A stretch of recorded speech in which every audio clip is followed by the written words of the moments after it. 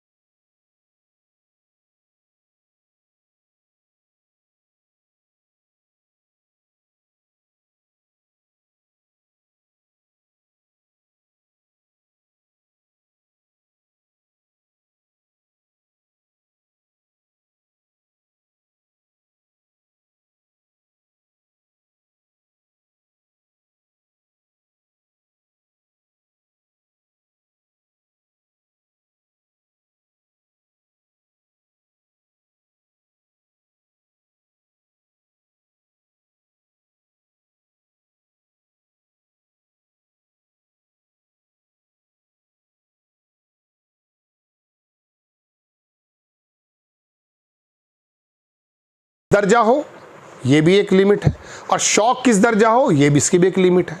शौक़ इतना दर्जा होने लगा कि आदमी सोते सोते ही मैथ्स के जो है फार्मूले गुनगुनाने लगे तो पागलपन की निशानी है।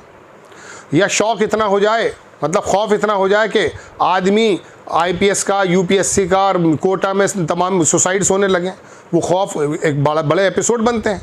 तो ये खौफ भी नहीं होना चाहिए। तो बीच का मुतबादिल एक रास्ता बताता है धर्म भी और कोई भी व्यवस्था भी। उसमें माँ बाप का भी रोल होता है, मौलाना का भी रोल होता है, टीचर का भी रोल होता है। कोटा में भी आत्महत्याएँ हो रही हैं, यहाँ पर कत्ल वारदात हो रहे हैं। होता यह है कि मदरसों के अंदर जो मौलाना पढ़ाते हैं ये एक तो बहुत ही ज़्यादा ज़बरदस्त इल्म है, इसमें कोई दो राय नहीं है, लेकिन उनके जो इल्म देने के तरीक़ेकार हैं उसके अंदर कभी कभी प्रश्न लगते हैं। देखिए आप कुरान के अंदर क्या है, इसका ज़ौक़ और शौक़ पैदा कराएं। कभी कभी जो वो बहुत ज़्यादा बोधी मार मारी जाती है बच्चों को, वो उनके दिल में घर कर जाती है।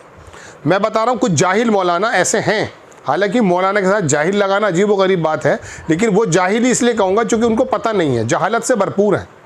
उन्होंने कुरान को पढ़ा होगा, कुरान को समझा होगा, या कुरान को थोड़ा बहुत उन्होंने उच्चारण में सही कर लिया होगा, लेकिन वो कुरान के मखरज को नहीं जानते कि अल्लाह के नबी जब नमाज़ पढ़ते थे और वो कहते बच्चे उनके ऊपर आ जाते थे तो नमाज का सजदा लंबा कर देते थे। नमाज एक इबादत है, बहुत बड़ी इबादत है, उससे बड़ी इबादत कोई नहीं है।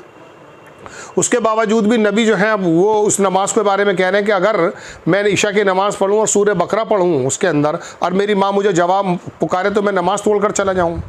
तो आप ये बताइए कि माँ के बुलाने को कितना बड़ा माना, यानी कि माशरी ज़िंदगी को, सोशली ज़िंदगी को इस कुरान ने सबसे ज़्यादा हावी करके बताया है। अल्लाह के नबी जब दुनिया से जा रहे थे तो 3 बातों में सबसे ज़्यादा कहा, नमाज को कायम रखना, और एक बात ये कहा कि अपने ग़ुलामों पर रहम करना, अपने ग़ुलामों पे अच्छा रहे, यानी कि अपनी माशरी ज़िंदगी को, अपने से मिलने जुलने वाले लोग, अपने मातहत बीवी बच्चे रिश्तेदार पड़ोसी जो भी आपसे कमज़ोर आपके अंडर में लोग हैं उनके साथ अच्छा तरीक़ा इख्तियार करना। आपके अंडर में बच्चा आता है आप मार मार उसको खाल उधाड़ कर रख देते हैं। आपका वो जानवर बन सामने आ जाता है पढ़ाते समय, चूँकि आप उसकी इल्म से वाकिफ़ नहीं है, आप उसे पढ़ाना नहीं चाहते, वरना आप रात को उठ के तहज्जुद में रोते कि मेरे बच्चे थे ऐसे बुज़ुर्ग पहले, और उन्हीं की वजह से तो मौलाना कासिम नानोतवी के माध्यम से वो मदरसा इतना चला कि मुत्तकी नाम का जो वो विदेश मंत्री आया वहीं आ गया, उसी सोच के लोग निकले दुनिया में आगे। तो कहने का मतलब दोस्तों ये है कि ये वाली घटना ये स्कूलों में भी होती है और ये जनाब मन कोटा में भी होती है, कहीं सुसाइड में, कहीं कत्ल गारत में। PhD जब कोई लोग करते हैं ना, PhD जानते हैं PhD के दौरान जो PhD करने वाला बंदा जिसके अंडर में करता है उसके साथ क्या हल होता है। अलीगढ़ में थे हम, हमें मालूम है वो सब्ज़ी तक लाता, और मैं आगे बताने नहीं चाहता। यदि महिला PhD कर रही है तो उसका जो बंदा है वो जिसके सिग्नेचर के बिना वो पास नहीं हो पाएगा, वो मालूम नहीं क्या क्या कराता। तो बड़ी गंदी हरकतें हैं हर जगह हैं, लेकिन मैं कहना सिर्फ इतना चाहता हूँ कि ये बच्चे जो है ना, ये बातचीत से, हाँ इनको सख्ती भी की जा सकती है, इनको थोड़ी इनके लिए खाद भी है, इसमें कोई दो राय नहीं है, लेकिन आप अपने बच्चों को जितना मार सकते हैं बताइए। आप स्टूडेंट्स को जा करके उसके खाल उधेड़ कर रख देते हैं। ये मौलाना जो आज के हैं जाहिल, उनमें ये बातें पाई जाती हैं। हो सकता है इन बच्चों के दिल पे लग गई, चूँकि वो मोबाइल से ज़्यादा इंस्पायर्ड हैं, वो तेरे इल्म से नहीं है। जो तेरे देने का तरीका है, तेरा किरदार अगर होता तो तेरे मुँह से एक शब्द निकलने से पहले ही वो मान लेता। ऐसे लोग होते हैं कि जो मुंह से कुछ नहीं बोलते लेकिन उनकी पूरी बातें मानी जाती हैं, उनकी इज्जत करते हैं। गुरुजी टीचर्स ऐसे हुए हैं, लेकिन तू तो जानवर बन जाता है बाज़ मरतबा। तू जो है ऐसा बच्चों को कर देता, उनके दिल में घर कर गई। अब वो दूसरा जो सोशल मीडिया से जहर उनके ज़िंदगी में आ रहा है, जहाँ कोटा की भी सुसाइड देख रहे हैं, मारकाट भी देख रहे हैं, ज़रा ज़रा से बच्चे सुपारियों पर कत्ल कर रहे हैं, उनके दिमागों में बात आ जाती है। वो शुरुआत इतना दिमाग तो होता नहीं है किसी बच्चे का, 15, 16, 18 साल बच्चे का क्या जहन मानेंगे आप। तो ऐसे में दोस्तों टीचर यूनिवर्सिटी में हो या मदरसे में हो, उसका तरीका यह है कि बच्चों को आप बातचीत के ज़रिए, अपने किरदार के ज़रिए थोड़ा सा सही कीजिए, और उसकी जो तालीम दे रहे हैं, ये तालीम ज़रूरी नहीं है कि आप उसका जो है मखरज निकालोगे, गेंद यहाँ से निकलना आज़म खां की तरह नहीं। आप जो है उसको थोड़ा सा उसके मायने बताएं, उसकी तालीमात बताएं, उसको बताएं कि ये क्या है, ये कौन सा इल्म मिल रहा है आपको। ये इल्म जब आपके सीने में आ जाएगा तो अपने आप को किसी से कमतर महसूस मत कीजिएगा। मैं आपको एक बात और बता दूं दोस्तों, चूँकि मैं थोड़ा उर्दू से ज़्यादा थोड़ा जानता हूँ थोड़ा बहुत, इसलिए मैं बता रहा हूँ। ये जो इल्म है ना, ये रोशनी है, ये दुनिया में रोशनी लेकर आया है। एक अल्लाह के नबी के टाइम एक साहबी हुए हैं, उनका बाप था गैर मुस्लिम। वो जो शायर था बहुत ज़बरदस्त, जो बैतुल्ला थी वहाँ पर शेर लिख दिया जाता था। जब कलाम पाक आया है, अब वो जो पढ़ा है तो बहरहाल उससे पहले एक आदमी ने उससे कहा कि तू कलाम पाक के मुकाबले की शायरी लेकर आ। उसने 1 साल लगा दिया, लेकिन जैसे उसके कान में कुरान की 2 लाइनें पड़ी तो उसका पागल हो गया, कह रहा नहीं ये वाला कलाम किसी इंसान का नहीं हो सकता, ये आसमान से उतरा हुआ है, ये नहीं हो सकता, इंसान नहीं कह सकता। तो वो तो 2-2 लाइनें पढ़ करके समझ जाते थे, चूँकि उसके अंदर उनकी समझ भी थी, फ़हम भी थी। आप लोग फ़हम पैदा करते नहीं हैं, डंडे बजाना शुरू कर देते हैं। अजीबोगरीब खबर लगी होगी, लेकिन ये मौजूदा दौर में ज़रूरी है हर परिवार के लिए। बच्चे से बात करें, उसका शौक़ पैदा करें, उसकी ज़िंदगी उसके सामने रखें कि देख बेटा ये ज़िंदगी इस तरह से होगी, काबिल होगा। सिर्फ DM बनने के लिए नहीं काबिल बनना है, IPS के लिए काबिल नहीं बनना। काबिलियत तो हर जगह छाई जाएगी। ये जो उर्दू मेरी आप देख रहे हैं, थोड़ी बहुत मैं उर्दू बोल लेता हूँ या थोड़ा बहुत मेरा तलफ़ुज़ ठीक है, मेरे वालिद से मिला मुझे। मैं 5वीं तक जो है उर्दू पढ़ा हूँ, बाकी मैं इंग्लिश मीडियम में था। उसके बाद कहने का मेरा मतलब ये था कि ये जो आती हैं बातें, ये हमेशा काम आती हैं। ज़रूरी नहीं है कि आप जो है सिर्फ क्लर्क बनेंगे तो वही चीज़ सामने, वो कहीं और भी काम आ सकती है। जय हिंद।